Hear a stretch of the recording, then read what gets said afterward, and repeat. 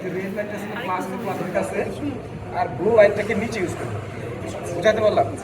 এখন দেখো আমি এই পয়েন্টটাকে ধরবো এ, মানে এই যে এই পয়েন্টটা এ, ভোল্টেজ কত 10 ভোল্টটা 10 করা আছে না, অফ করে হ্যাঁ, অফ করে দাও।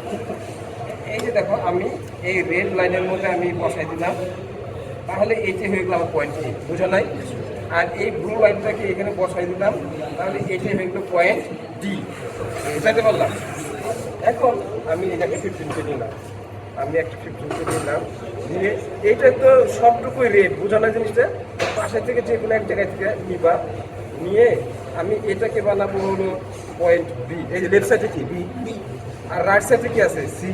তাহলে আরেকটা আমি 15 দিয়ে দিলাম, বুঝো না? ব্যাপারটা আরেকটা 50 দিয়ে দিলাম। এগুলো তো সবই বলতে কানেক্টেড। আমি এই পাশে রাখলাম, এই যে এই পাশে দিলাম, এই পয়েন্টে কি হলো সি।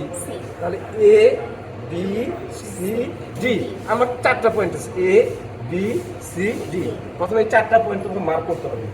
আচ্ছা, এরপরে দেখো, এরপরে এই এই ডিস্টেন্সটা, এই যে বিসির মাঝখান থেকে 15 গেছে, এই ডিস্টেন্সটা আমি এমনভাবে সেট করবো যাতে এই এই দুইটার কী হয়, তাহলে এদিকে আসবে। তাহলে এটা হলো তোমার এটা হলো এই যে রেজিস্টারটা বি এবং সির মাঝখানে। তাহলে এটাকে আমি আরেকটু এতে ক্লোজ করবো, বোঝা নাই? ডিস্টেন্স অনুসারে আমি সার্কিটটাকে বিল্ড করলাম। সবাই বুঝতে পারলাম? তাহলে A B C D, B এবং ডিতে আরেকটা রেজিস্ট্যান্স, বি এবং ডিতে। তাহলে আমি এই বিতে দিলাম, কথা বোঝা নাই? আর আমি ডিতে দিলাম, বা তুমি এই পাশে দিতে চাও দিতে পারো। আচ্ছা, আরেকটা আছে হলো সি এবং ডির মাঝখানে আরেকটা রেজিস্ট্যান্স আছে। তাহলে এই সিতে একটা দিলাম, আর আমি এই যে ডিতে একটা দিলাম। তাহলে এই যে সার্কিট আমি বানালাম অল্প সময়ের মধ্যে, এইভাবে সার্কিট বানাতে পারবো না তোমরা?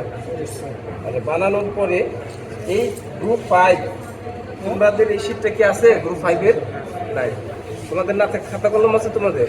কোথায় সেই খাতা কলম? এখানে রাখো, রেডি আছে? রেডি থাকে। এই যে টেবিলটা আমি খুব শর্টকাটে কপি করে নিতেছি, আর বাকি যখন যাদের খাতা আছে বা নাই, তোমরা টেবিলটা একটু কপি করবো।